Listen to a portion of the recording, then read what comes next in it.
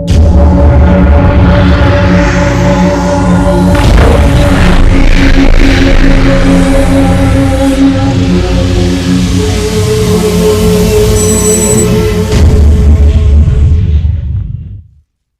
Hind, Jai Bharat to everyone.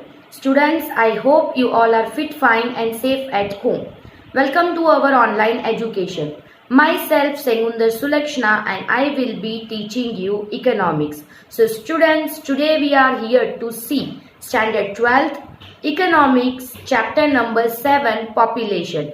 As you all know, we have already seen few parts of this chapter. So today we are here to see the part 7 of the chapter in a very detailed manner. So before moving on to the today's current portion, let us have a short summarization regarding the previous portion. So previously we have considered and seen about the topics of meaning of death rate, its analysis and conclusion. Then we have seen about the causes of high birth rate, in which we have covered the social factors and one economic factor in a very detailed manner. So let us have a short summarization regarding the portion that we have seen in a very detailed manner. Talking about what is death rate or the meaning of the death rate. So कहीं ना कहीं death rate का मतलब हर साल 1000 लोग के ऊपर कितने लोग मरते हैं. The number of live death on the particular year for 1000 people is considered as the death rate. Death rate का फॉर्मूला भी दिया गया है. Death rate is equal to number of the people who died in the particular year divided by the total population in 2000. जो answer derive किया जाता है उसे डेथ रेट बोला जाता है. डिक्रीज इन पॉपुलेशन कहीं ना कहीं हमें डेथ रेट से ही समझ में आ सकता है. कितने लोग मरे हैं, कितने लोग कम हुए हैं, ये पोर्शन कहीं ना कहीं डेथ रेट से पता चल सकता है. इसीलिए कहीं ना कहीं डेथ रेट को एनालाइज करना इंपॉर्टेंट माना जाता है. इवन हमने प्रीवियसली एक टेबल के बारे में देखा जिस टेबल के अंदर 1951 एंड 2001 का पोर्शन दिया गया था डेथ रेट का, जो कि सेंसस रीडिंग 2011 का पोर्शन माना गया था. 1951 में कहीं ना कहीं 27.4 डेथ रेट देखा गया था. वही 2011 में 0.07.1 देखा गया था, यानी 20.3 का माइनस डेथ रेट में डिक्रीज देखा गया था. एनालिसिस में इवन हमने ये देखा कि डेथ रेट जो इंडिया के अंदर है, जो 1951 में जो पोर्शन 27 का देखा गया था, वो अभी कहीं ना कहीं कम होके पोर्शन ऑफ द 0.7.1 हो गया, यानी कि 20.3 पोर्शन का रिडक्शन देखा गया. Why is this reduction is been seen? अब ये रिडक्शन क्यों देखा गया? तो डेथ रेट में कहीं ना कहीं एक हायर फॉल इसीलिए देखा गया क्योंकि मेन कॉज इसका कहीं ना कहीं कंट्रोल ओवर फेमिनाइंस के ऊपर, यानी जो अकाली जो चीजें देखी जाती है उसके ऊपर कंट्रोल हुआ. क्वालिटी ऑफ लाइफ लोगों की कहीं ना कहीं इंक्रीज हुआ. स्टैंडर्ड ऑफ लिविंग लोगों का इंक्रीज हुआ. अच्छा खाना पीना मिल रहा है. जितना इंप्रूवमेंट मेडिकल सर्विसेज में किया जा सकता था उतना इंप्रूवमेंट किया गया. एजुकेशन के अंदर कहीं ना कहीं इंक्रीमेंट देखा गया. नेशनल सोशल साइंस जो पोर्शन माना जाता है मेडिकल सर्विसेज का, उस पोर्शन में डेवलपमेंट देखा गया. सर्जरीज इंक्रीज होते गए. इन्फेक्चुअस डिसीजेस कहीं ना कहीं कंट्रोल किया गया. इस पोर्शन की वजह से कहीं ना कहीं जो है डेथ रेट कम होता हुआ नजर आता है. नेक्स्ट पोर्शन हमने देखा causes of high birth rate. High birth rate क्यों होता है? So causes of high birth rate को अगर आपको समझना है तो उसके लिए आपको इसको 3 फैक्टर्स में एनालाइज करना पड़ता है, जिसके अंदर फर्स्ट फैक्टर है सोशल फैक्टर, सेकेंड है इकोनॉमिक फैक्टर एंड थर्ड है अदर फैक्टर. सोशल फैक्टर की अगर हम बात करते हैं, ओवरऑल सराउंडिंग में जो फैक्टर्स हमें इफेक्ट करते हैं उसे सोशल फैक्टर बोला जाता है. इस टॉपिक को 4 कैटेगरी में क्लासिफाई किया गया. फर्स्ट वन है university of marriage. University of marriage की अगर बात करते हैं, इंडिया के अंदर मैरिज की जो पोर्शन है ये कहीं ना कहीं रिलीजियसली राइचुअल माना जाता है, यानी कंपलसरी माना जाता है. आप इस चीज से एक्सकेप नहीं हो सकते. आप शादी किए बिना तो इंडिया के अंदर नहीं रह सकते. अगर इंडिया के अंदर आपको शादी से बचना हो तो उसका कोई उपाय नहीं होता है. कंपलसरीली आपको शादी करना पड़ता है. यूनिवर्सल लॉ है ये कि आपने अगर जन्म लिया है तो आपको शादी करना है. अगर आप शादी नहीं करोगे, अगेन वी कंसिडर के लोग आपके बारे में गंदी गंदी या बुरी बुरी बातें करेंगे. तो उस टॉपिक से बचने के लिए जो अपाइज लोग हैं वो भी इस टॉपिक में आना नहीं चाहते. एक्सेप्शन में इससे बचने के लिए उनको शादी कहीं ना कहीं कंपलसरीली करना पड़ता है। तो औरत जो भी होती है इस कल्चर के अंदर उसको कहीं ना कहीं कंपल्सरीली शादी करना पड़ता है। सो ये जो पोर्शन है इसको एडवांस कंट्री के साथ अगर कंपेयर किया जाता है, इंडिया के अंदर मोस्टली जो वुमेन होती है वो डेवलप्ड कंट्री के कंपैरिजन में कम अनमैरिड देखी जाती है। जहां डेवलप्ड कंट्री में बहुत सारी औरतें 30 अब तक शादी नहीं करती है, तो यहाँ पे 18 प्लस के पहले भी शादी हो जाता है। सो ये पोर्शन कहीं ना कहीं हाई बर्थ रेट तक लीड करता है, ये माना जाता है। नेक्स्ट है early marriage and window marriage. Remarriage या विडो मैरिज जो कंसिडर किया जाता है। अर्ली मैरिज मतलब चाइल्डहुड मैरिज। कहीं ना कहीं चाइल्डहुड मैरिज जो है इंडिया के अंदर बैंड किया गया है, यानी लीगली अगर आप चाइल्डहुड मैरिज करते हो तो वो एक कानूनी जुर्म माना जाता है और उसके लिए लीगली आपके ऊपर एक्शंस लिए जाते। फिर भी इंडिया के अंदर आज भी बचपन का जो बाल विवाह बोला जाता है वो बंद नहीं हुआ, चाइल्डहुड मैरिज आज भी बंद नहीं हुआ। बिफोर 18 लड़की जब 18 साल की नहीं होती है उसके पहले जो भी शादियां करवाई जाती है उसे चाइल्डहुड मैरिज माना जाता है। लड़कों का वही 21 के पहले का माना जाता है। अगर जल्दी मैरिज हो जाता है इसका मतलब उसका एजुकेशन स्टक होता है, उसको पढ़ाया नहीं जाता है, जल्दी मैरिज करवा दिया जाता है, इससे भी हाई बर्थ रेट देखने को मिलता है। वही पोर्शन नेक्स्ट जो है रीविडो यानी कि विडो रीमैरिज। विडो रीमैरिज का मतलब जो लड़कियां या लड़के जल्दी विधवा हो जाते हैं, यानी जिनकी यंग एज में शादी टूट जाती है या मर जाते हैं हस्बैंड, ऐसा कोई पोर्शन हो जाता है, उनकी भी दोबारा शादी करवा दिया जाता है और अगेन वो पोर्शन कहीं ना कहीं हाई बर्थ रेट को लीड अप करता है। ये पोर्शन देखा जाता है। इंडिया के अंदर विडो रीमैरिज को बहुत ही ज्यादा सपोर्ट किया जाता है, ये एक इंपॉर्टेंट फैक्टर की तरह टेक्स्ट बुक में बताया गया है। नेक्स्ट हमने देखा preference for the male child.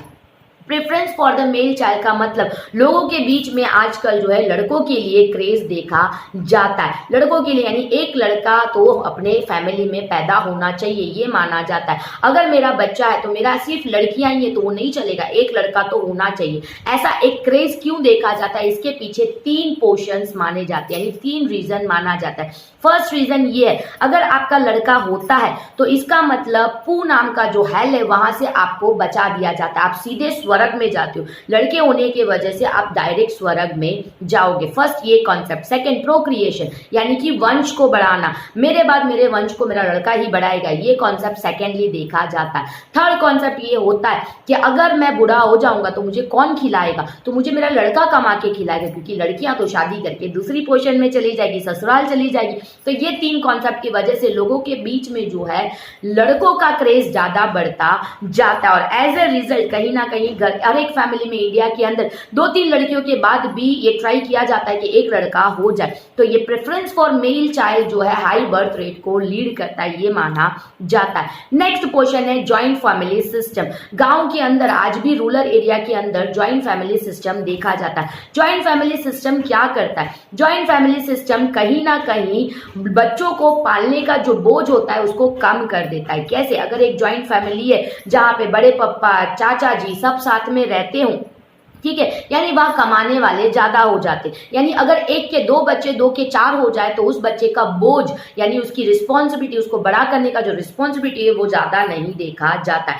यानी उसका बर्डन उसके ऊपर नहीं आता है। इसलिए रूरल एरिया का जो ज्वाइंट फैमिली है वो भी कहीं ना कहीं हाई बर्थ रेट को बढ़ाता है। जबकि अर्बन एरिया में न्यूक्लियर फैमिली होता है, मॉम डैड और 2 बच्चे 1 बच्चा, तो उसका खर्चा उठाना मॉम डैड के लिए थोड़ा डिफिकल्ट हो जाता है, इसलिए वो हाई बर्थ रेट के लिए ज्यादा प्रेफर नहीं करते। तो ये पोर्शन भी कहीं ना कहीं देखा जाता है, यहाँ पे सोशल फैक्टर कंप्लीट होता है। नेक्स्ट हमने इकोनॉमिक में से लो लेवल ऑफ एजुकेशन देखा। So low level of education economic के पोर्शन में क्यों देखा गया, कहीं ना कहीं जो औरतें कम पढ़ी लिखी होती हैं लो लेवल ऑफ एजुकेशन की वजह से उन्हें इतना सेंस नहीं होता है कि हाई बर्थ रेट या पॉपुलेशन या एनवायरमेंट की सराउंडिंग में क्या प्रॉब्लम देखा जाता है। इस रीजन की वजह से हाई बर्थ रेट जो है ऐसे इलिटरेट वुमेन की वजह से बढ़ता हुआ नजर आता है। जबकि जो औरतें प्राइमरी एजुकेशन अटेंड किया उन्हें नॉलेज होता है, उन्हें हर पोर्शन का पता होता है, इसीलिए कंपैरेटिव टू अनपढ़ women, the portion, those who are primary educated, they are getting the less child birth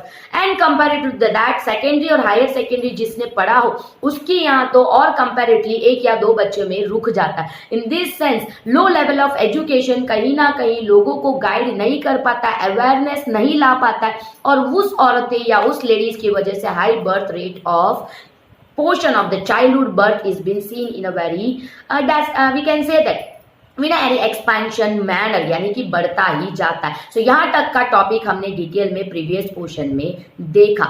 So today we are here to see the portion of the further portion. So without wasting the time, let us move on with the further topic in the PDF in a very detailed manner in the further video. So students, now let us move on with the further portion of the chapter. So today we are going to see from the economic factors point number 2, low level of income. So I am going to read it out, listen it out carefully, then we will discuss about it in a very detailed manner. When the income level of a family is low, the birth of a child is considered to be an asset rather than a burden. It is commonly said more than the mirror. It is expected that child also contributes to the income of the family in future. Even today we see children working in small eateries or in tea stall. So low level of income का मतलब जो family का income level आवक जहाँ कम होता है वहाँ पे ज़्यादा बच्चों को कंसिडर किया जाता है एज एन असेट. चलो आज मेरे पास पैसे नहीं है और मेरे 3-4 बच्चे होंगे तो फ्यूचर में वो 3-4 बच्चे कमा के घर को अच्छे से चला सकते हैं. इस तरीके का एक माइंडसेट लोगों के बीच में देखा जाता है. इसीलिए जो घर पे कम पैसे या कम आवक होता है वहाँ ज़्यादा बच्चे बर्थ लेते हैं और उनको एक असेट गिना जाता है. बर्डन नहीं, चलो अभी इस पर खर्चा करना पड़ेगा ये वो ऐसा नहीं, उसको एक असेट गिना जाता है. कॉमनली मोर देन मिरर, यानी ज़्यादा से ज़्यादा वो अच्छा होता है. मोर जो होता है वो ज़्यादा अच्छा होता है, नहीं जितना ज़्यादा उतना अच्छा. ये वाला कॉन्सेप्ट इसके अंदर काम करता है. लोग ये करते हैं, सोचते हैं कि ये जो बच्चा है ये कंट्रीब्यूट करेगा फ्यूचर में फैमिली की इनकम को और बढ़ाने में. और इवन आज के ज़माने में अगर आप देखो टी स्टॉल, छोटे मोटे खाने पीने की जगह पे बहुत सारे छोटे छोटे बच्चे काम करते हैं, यानी कि वो पैसे कमा के घर को दे रहे. तो यहाँ पे ये कॉन्सेप्ट की वजह से जिन घरों में बहुत कम पैसा होता है, लो इनकम होता है और कम पढ़े लिखे होते हैं, वैसे घरों पे ज़्यादा बच्चे पैदा किए जाते हैं और उनको एक यंग एज में ही जॉब के लिए भेज दिया जाता है. घर की गरीबी को हटाने के लिए जो है कहीं ना कहीं हाई बर्थ रेट देखा जाता है. थर्ड पोर्शन है high infant mortality rate. What is high infant mortality rate? Out of every 1,000 children born in a year, the number of children death before 1 year of age is known as infant mortality rate. In the year 1951, infant mortality rate for every 1,000 live births 146, and 2011 it is 41.40. The extent of infant mortality rate is quite high in India in comparison to various other developed countries. In India, infant mortality rate in 1951 was 146, which fell to 41.40 in 2011, but still the rate is considered to be quite high. The main reason for the high infant mortality rate are poverty, less care given to the girl child, lack of nutrition food, frequent abortions among women, age-old practices in the upbringing of a child, inadequate medical facilities, less gap between two children, etc. are some of the reasons which lead to a high tendency of birth rate. So यहाँ पे high mortality rate का मतलब क्या?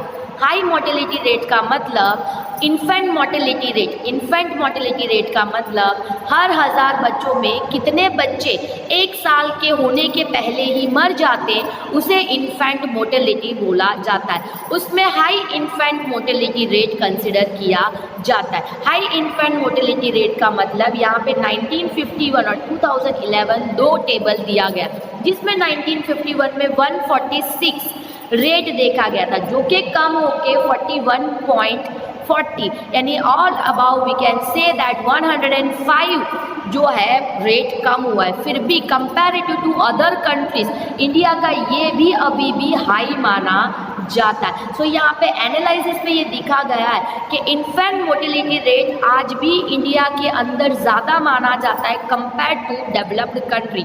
जो developed country होते हैं उनके comparison में इंडिया का जो मोर्टेलिटी रेट है वो आज भी ज़्यादा माना जाता है।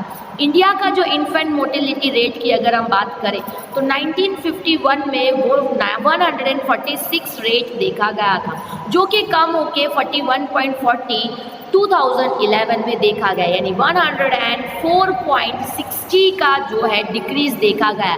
बट फिर भी comparative to other developed country हमारा इंडिया का आज भी रेट क्वाइट हाई है, ये माना जाता है। इसके रीज़न क्या है, क्यों बच्चे 1 साल के होने के पहले ही मर जाते हैं हमारे इंडिया के अंदर इतना ज़्यादा? कहीं ना कहीं ये पोषण गरीबी की वजह से, पॉवर्टी की वजह से लड़कियों पे ज़्यादा कम ध्यान दिया जाता है, ज़्यादा ध्यान नहीं दिया जाता है। गर्ल चाइल्ड के ऊपर जो लेस केयर दिया जाता है, इसके वजह से ये high mortality, infant mortality rate बढ़ रहा है। Second, lack of nutrition food. जितना एक माँ को खाना मिलना चाहिए आफ्टर बेबी बर्थ उतना उसको न्यूट्रिशन खाना नहीं मिलता है, तो बच्चा मर जाता है फीडिंग नहीं प्रॉपर होने की वजह से। फ्रिक्वेंट एबॉर्शंस, बार बार एबॉर्शंस होने के रीज़न की वजह से औरतों के बीच में ये एक रीज़न देखा गया। Age old practice, age old practice मतलब ऐसा ही होना चाहिए, बच्चों को इतने महीने तक ये नहीं देने का, उतने महीने तक वो नहीं देने का। ऐसे जो पुराने समय से चलता आ रहा है बच्चों को बड़ा करने का तरीका, उस तरीके पे डिपेंड करना। हमारा मेडिकल फैसिलिटीज़ आज भी इनएडुकेट है इस टॉपिक के अंदर। और 2 बच्चों के बीच में गैप, गए साल ही एक बच्चा हुआ होगा, नेक्स्ट ईयर दूसरा बच्चा होता है। सो ये जो गैप होता है इसकी वजह से बच्चों को जितना न्यूट्रिशन, विटामिन ये सब मिलना चाहिए बॉडी के अंदर से, जीन्स उतने मिल नहीं पाते, इस वजह से भी बच्चे ज़्यादा जल्दी मर जाते। सो ये सारे रीज़न के वजह से कहीं ना कहीं हाई टेंडेंसी जो है बर्थ रेट पे, इन्फेंट मोर्टेलिटी रेट पे देखा जाता है। कहीं ना कहीं ये सारी चीज़ें की वजह से ज़्यादा बच्चे पैदा होते हैं और उसमें से ज़्यादा मर भी जाते। सो ये रीज़न की वजह से हाई इन्फेंट मोर्टेलिटी रेट देखा जाता है। यहाँ पे खत्म होता है इकोनॉमिक फैक्टर्स का topic. So now let us move on with the other factors. Other factors के अंदर फर्स्ट टॉपिक है high fertility rate. I am going to read it out, listen it out carefully. In a given year, out of every 1000 females in the age group of 15 to 49 years, how many live children are given birth? Is what is known as fertility rate. In Indian population structure, high fertility is a speciality. Let us analyze this speciality with reference to the woman in the age group of 15 to 49 years. In 1961, the average of women in this age group gave birth to 6 children, fell to 3 in 2011. Still, this is considered to be high, and 2 reasons can be attributed to the high rate. Number 1, early marriages leads to longer fertility period of women. Second, the portions of unmarried women in the total number of women in the fertility age group is very less. So first of all, high fertility rate. Fertility rate का मतलब क्या? Fertility rate का मतलब हर 1000 female में से 15 से लेके 50 49 years तक के लोग कितने बच्चे को जन्म दे सकते हैं इस एज ग्रुप के अंदर। 15 से लेके 50 के अंदर कितने बच्चे पैदा कर सकते हैं, उसे फर्टिलिटी रेट बोला जाता है। जिसके अंदर आपने अगर इंडियन पॉपुलेशन स्ट्रक्चर को देखा तो इसकी स्पेशलिटी ही हाई फर्टिलिटी का होता है। क्यों? क्योंकि अर्ली मैरिजेज हो जाता है लड़कियों का। 18 साल तो कंसिडर किया गया, तो 18 साल के बाद तो कोई भी मैरिज कर देता है। और बाल विवाह तो कॉमनली देखा जाता है, तो 18 साल में जो शादी कर दिया जाता है तो उस टाइम पे 18 से लेके 50 साल का जो पीरियड होता है मिनिमम 30 to 35 पोर्शन देखा जाता है। और वही अगर बच्चे को 12 या 13 साल में शादी कर दिया बाल विवाह के थ्रू तो और ज़्यादा फर्टिलिटी रेट देखा जाता है। तो यहाँ पे कहीं ना कहीं इंडिया के अंदर हाई फर्टिलिटी रेट को एक स्पेशलिटी के रूप में देखा जाता है। उसके बारे में अगर हम एनालाइज करें कि 15 साल से लेके औरत जब 50 ईयर्स यानी 49 ईयर्स तक की नहीं होती तब तक वो कितना बच्चा पैदा कर सकती है, तो 1961 में एवरेज वुमेन्स की एज ग्रुप जो 15 से लेके 49 तक का देखा गया, वो 6 बच्चे इस टाइम पीरियड में पैदा कर सकती थी और करती थी, ये देखा गया है। वही 2011 आते आते वो 3 बच्चों में रुक गया, बट स्टिल भी इसको ज़्यादा कंसिडर किया जाता है। क्यों? क्योंकि 3 नहीं 1 या 2 बहुत इनफ होते हैं, ऐसा हमारा गवर्नमेंट भी आजकल बोलने लगा जैसे पॉपुलेशन बढ़ने लगा। सो यहाँ पे इसके 2 रीज़न क्या है। सबसे पहले अर्ली मैरिज हो जाना, एज आई सेड जल्दी मैरिज करवा देते थे 12 साल 13 साल में, तो वहाँ से लेके 49 ईयर्स तक तो फिर क्या होता है, नॉर्मली शादी के बाद तो बच्चा पैदा करना ही एक काम रह जाता है, ऐसा माना जाता है। ठीक है, I am not saying that this is the truth of the Indian question. So कहीं ना कहीं लॉन्ग फर्टिलिटी पीरियड जो वुमेन का देखा जाता है, इस वजह से भी जो है हाई बर्थ रेट देखा गया है। सेकेंड, अगर आप कंसिडर करते हो कि कितने अनमैरिड वुमेन हैं इंडिया के अंदर कंपैरेटिव टू डेवलप्ड कंट्री, तो हमारी जो क्वेश्चन है फर्टिलिटी एज ग्रुप 15 से लेके 50 साल के अंदर अनमैरिड वुमेन की जो रेशियो है वो बहुत ही कम देखा गया है। जबकि फॉरेन कंट्री में मैरिंग का एज ही नॉर्मली देखा जाता है तो 30 अप ही किया जाता है, और यहाँ तो 20 अप शादी हो ही जाती है, नहीं होती है तो 25 के अंदर तो हो ही जाता है। तो 25 to 49 वो भी कहीं ना कहीं 24 ईयर्स का गैप देखने को मिलता है। सो यहाँ पे टाइम पीरियड लंबा होने के वजह से कहीं ना कहीं हाई बर्थ रेट देखा जाता है। नेक्स्ट है lack of family planning information. I am going to read it out, listen it out carefully. Family planning refers to decisions on the size of family and maintaining gap between 2 children based on proper understanding, i.e. a planned parenthood in India, poverty structure, customs and religious belief combined with low level of education has acted as obstacles to family planning. Moreover, lack of knowledge regarding the instrument of contraception and sometimes scarcity of those leads to the high birth rate. So family planning का मतलब हमारे घर पे कितने बच्चे future में होने चाहिए, 1 या 2, ये जो क्वेश्चन है फैमिली प्लानिंग माना जाता है। सेकंड, एक बच्चा हुआ उसके बाद कितने साल के बाद दूसरा बच्चा करना है, तो 2 बच्चों के बीच का जो गैप होता है, ये सारी चीज़ें प्रॉपर अंडरस्टैंडिंग के साथ करना चाहिए। मुझे कब पेरेंट बनना है इसकी एक प्लान होना चाहिए। बट इंडिया के अंदर कहीं ना कहीं गरीबी, हमारा सोशल कस्टम, रिलीजियस बिलीव, ये सारी चीज़ें जब एक साथ हो जाता है, ऊपर से कम पढ़े लिखे लोग, तो ये सारी लोगों के वजह से फैमिली प्लानिंग की जब हम वो जो बात करते हैं उसमें एक ऑब्स्टेकल आ जाता है, रुकावट आ जाता है। लोगों के पास उतनी नॉलेज नहीं है जितना नॉलेज होना चाहिए। कॉन्स्ट्रापेशंस यानी कि जो किट्स यूज़ किए जाते हैं बच्चे को पैदा होने से रोकने के लिए, सो वो कॉन्स्ट्रापेशंस जो इंस्ट्रूमेंट्स होते हैं वो लोगों को पता नहीं होता और लोग उसको यूज़ नहीं करते, एंड एज ए रिज़ल्ट ज़्यादा बच्चे पैदा हो जाते। कभी कभी क्या होता है, यही सारी रीज़न के वजह से कहीं ना कहीं हाई बर्थ रेट का जो पोर्शन है वो ज़्यादा देखा जाता है। हाई बर्थ रेट का पोर्शन इन द सेंस ज़्यादा बच्चे इसी रीज़न के वजह से पैदा हो जाते। तो यहाँ पे ख़त्म होता है अदर फैक्टर्स, तो यहाँ पे causes of high birth rate complete होता है। Now we are going to see the causes of low death rate. कम लोग क्यों मरते, ज़्यादा लोग क्यों पैदा होते हैं, वो क्वेश्चन तो हमने देख लिया। अब कम लोग क्यों मरते हैं, ये क्वेश्चन के ऊपर हम देखेंगे, जिसके अंदर फर्स्ट टॉपिक है improvement in standard of living. So I'm going to read it out, listen it out carefully.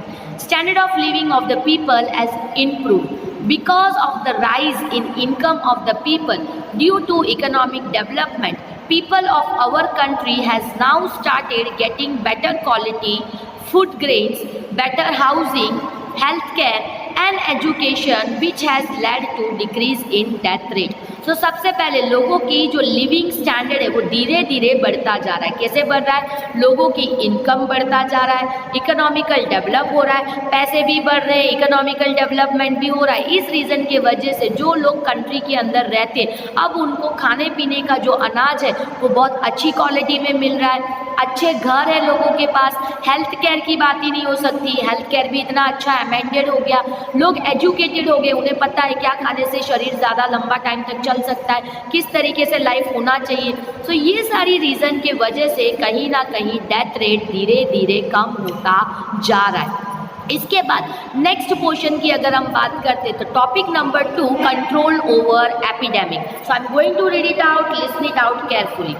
In the beginning of 20th century there were life-threatening diseases like plague, measles, tuberculosis, malaria, etc., which raised the death rate. But at the end of 20th century, development resulted in extraordinary progress and the innovation of varied immunization vaccine. This resulted in successful control over the aforesaid diseases and the death rate.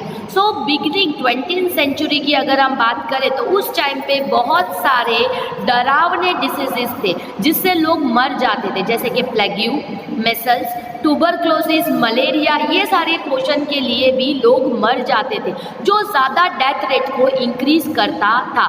But जैसे end of 20th century हुआ तो development धीरे धीरे extra ordinary बढ़ने लगा medical पोषण के अंदर और बहुत सारे नए नए वेराइड इम्यूनाइजेशन यानी इम्यूनिटी को इंक्रीज करने वाले वैक्सीन्स भी बढ़ते गए.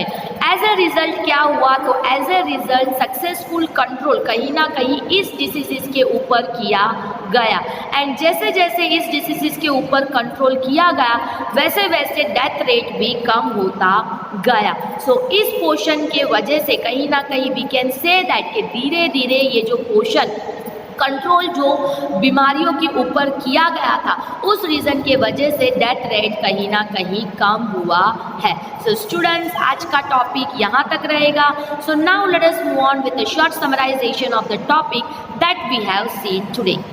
So students, I hope that you all have understood the today's portion in a very well manner.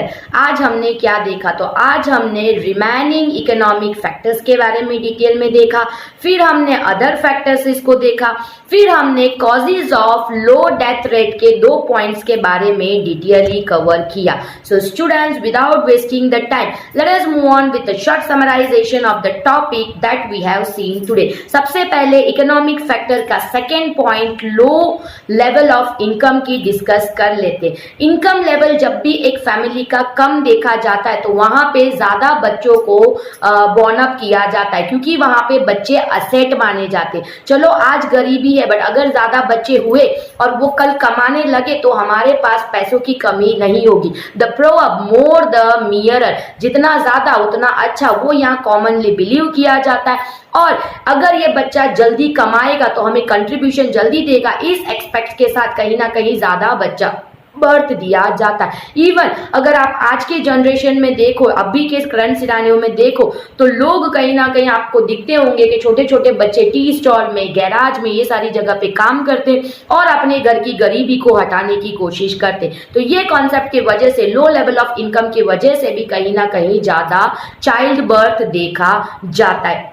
उसके बाद डिटेल में हमने देखा हाई इन्फेंट मोर्टेलिटी रेट. सो इन्फेंट मोर्टेलिटी रेट का मतलब क्या, 0 से लेके 2 साल या 1 साल के पहले जो बच्चे मर जाते, प्रोबेबली 1 साल कंसिडर किया जाता है, 0 से लेके 1 साल के पहले जो बच्चे मर जाते सिर्फ और सिर्फ प्रॉपर ध्यान ना देने की वजह से उसके माँ के ऊपर या उसके ऊपर, ये पोर्शन को इन्फेंट मोर्टेलिटी बोला जाता है. सो इन्फेंट मोर्टेलिटी रेट का मतलब हर 1000 बच्चे के ऊपर कितने बच्चे ऐसे साल में मर जाते, इस पोर्शन को इन्फेंट मोर्टेलिटी रेट बोला जाता है. ये कहीं ना कहीं धीरे धीरे हाई होता जा रहा है. सो ये हाई होने की वजह से कैसे बर्थ रेट बढ़ता है, अगर आप ये क्वेश्चन करोगे तो कहीं ना कहीं हम ये बोल सकते हैं कि हाई इन्फेंट मोर्टेलिटी रेट का मतलब धीरे धीरे मोर्टेलिटी रेट जो कम होता जा रहा है उसे हाई बोला जाता है. In the sense mortality rate जो धीरे धीरे कम हो रहा है but comparative to other countries हमारा कंट्री का ज्यादा है. और कहीं ना कहीं लोगों के बीच में ये मानना है कि 2-3 बच्चे होंगे तो एक आध मर भी जाता तो कोई प्रॉब्लम नहीं है, ऐसा ओल्ड एज में माना जाता है. सेम कॉन्सेप्ट कहीं ना कहीं आज भी प्रिवेलिंग में देखा जाता है. ये पोर्शन कहीं ना कहीं हमें जो है पॉपुलेशन की ग्रोथ रेट देखने को बढ़ाता है. सो इसके अंदर भी एक टेबल दिया गया है सेंसस ड्यूरिंग 2011 का, जो ईयर 1951 और 2011 का माना जाता है. सो 1951 में 146 का जो है हाई इन्फेंट मोर्टेलिटी रेट देखा गया था. वही इन्फेंट मोर्टेलिटी रेट 2011 में जो है 41.4 140 देखा गया।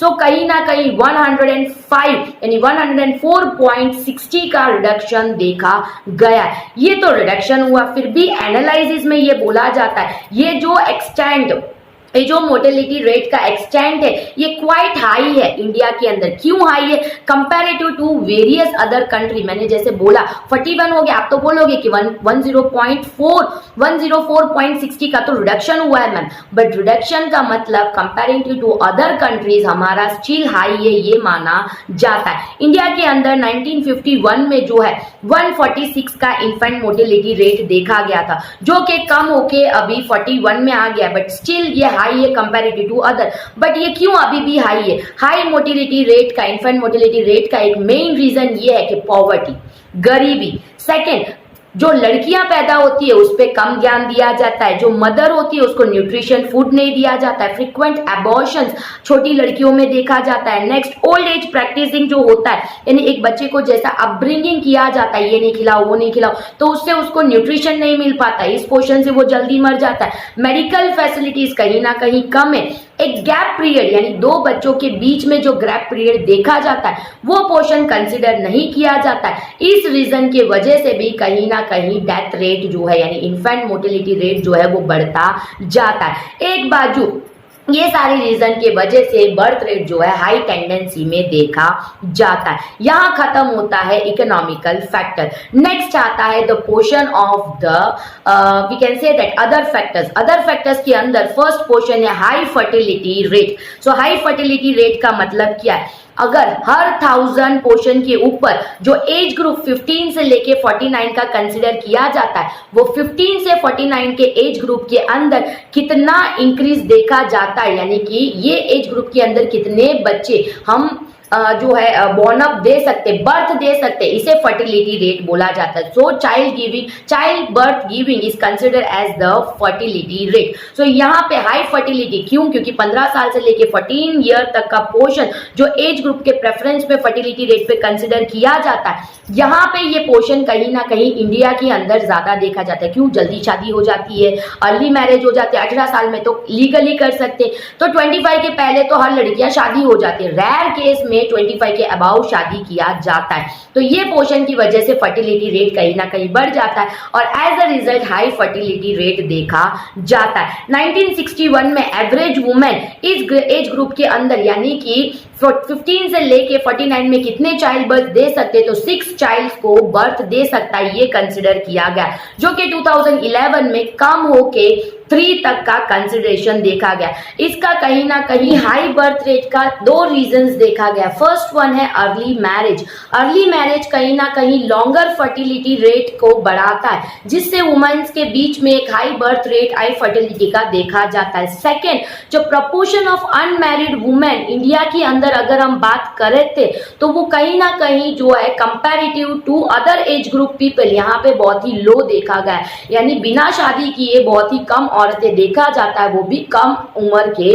अंदर। सो यहाँ फर्स्ट पॉइंट कंप्लीट होता है। नेक्स्ट हमने देखा लैक ऑफ फर्टिलिटी और फैमिली प्लानिंग इंफॉर्मेशन। सो कहीं ना कहीं लोगों के पास एक पोर्शन जो फैमिली प्लानिंग का होता है। फैमिली प्लानिंग का मतलब डिसाइड करना कि अपनी फैमिली में कितने लोग होने चाहिए और कितने गैप में होने चाहिए, एक बेबी के पास दूसरे बेबी का गैप क्या होना चाहिए। ये सारी पोर्शन कहीं ना कहीं एक मैच्योर्ड पर्सन को डिसाइड करना पड़ता है। एज यूजुअल आई से इकोनॉमिक को बहुत ही मैच्योरिटी के साथ देखना पड़ता है। तो इंडिया के अंदर एक बच्चे से दूसरे बच्चे के बीच में कितना गैप मेंटेन करना चाहिए, वो पेरेंटहुड किस तरीके से और कौन से एज में करना चाहते हैं, उसे फैमिली प्लानिंग बोला जाता है। इंडिया के अंदर कहीं ना कहीं पॉवर्टी है, सोशल कस्टम इस तरीके से लिए जाते हैं, रिलीजियस बिलीफ अपनी जगह, ये सारी चीजें जब एक साथ होता है, ऊपर से कम एजुकेटेड लोग हो, तो वहां पे फैमिली प्लानिंग में हर एक ऑब्स्टेकल देखा जाता है। मोर ओवर नॉलेज कम होने की वजह से इनको ये पता ही नहीं होता है कि कॉन्ट्रासेप्शन एंड समटाइम्स स्कैर्सिटी की वजह से हम कहीं ना कहीं हाई बर्थ रेट को कहीं ना कहीं बढ़ा देते हैं। किस तरीके से प्रिकॉशंस लेने चाहिए और कैसे हमारे लाइफ की प्लानिंग करनी चाहिए, ये पोर्शन लोगों को पता नहीं होता है। यहाँ पे खत्म होता है causes of the high birth rate का अदर फैक्टर्स। नेक्स्ट टॉपिक हमने डिटेल में देखा causes of the low birth rate.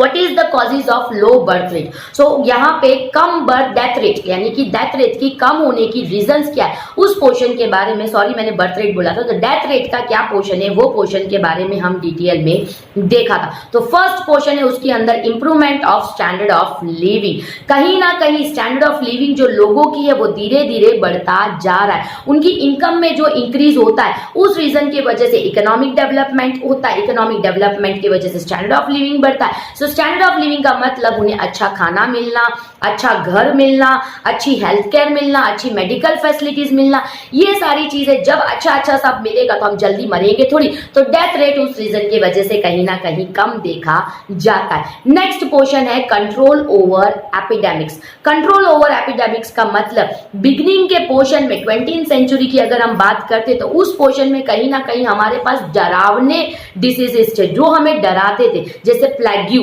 मिसलेस, tuberculosis, malaria, ये सारी चीजों की वजह से भी लोग मर जाते थे। आपको पता है आज से 15 साल पहले डायरिया की वजह से लोग मर जाते थे, जाड़ा उल्टी से लोग मर जाते थे, इतना हमारे पास मेडिकल सर्विसेज की कमी थी। अब धीरे धीरे एक्स्ट्रा ऑर्डिनरी मेडिकल सर्विसेज देखा जाता है। And the end of the 20th century, 20th century का जो एंड देखा गया वहां पे एक्स्ट्रा ऑर्डिनरी मेडिकल सर्विसेज की वजह से बहुत सारे वेराइड इम्यूनाइजेशन वैक्सीन देखे गए जिससे हमारी इम्यूनिटी जो है बढ़ती जाती, और एज ए रिजल्ट लोगों का जो डेथ रेट है डिसीजेस की वजह से वो कम होता गया, and the portion of the death rate has been decreased in a very we can say that great manner। तो यहां तक का टॉपिक आज हमने डिटेल में देखा। I hope that you all have understood the portion in a very well manner. Rather than that, I hope that this video was an interesting video for you all. Until the next interesting video is not coming, I hope you all will be fit, fine and safe at home. Until that, Jai Hind and Jai Bharat to everyone.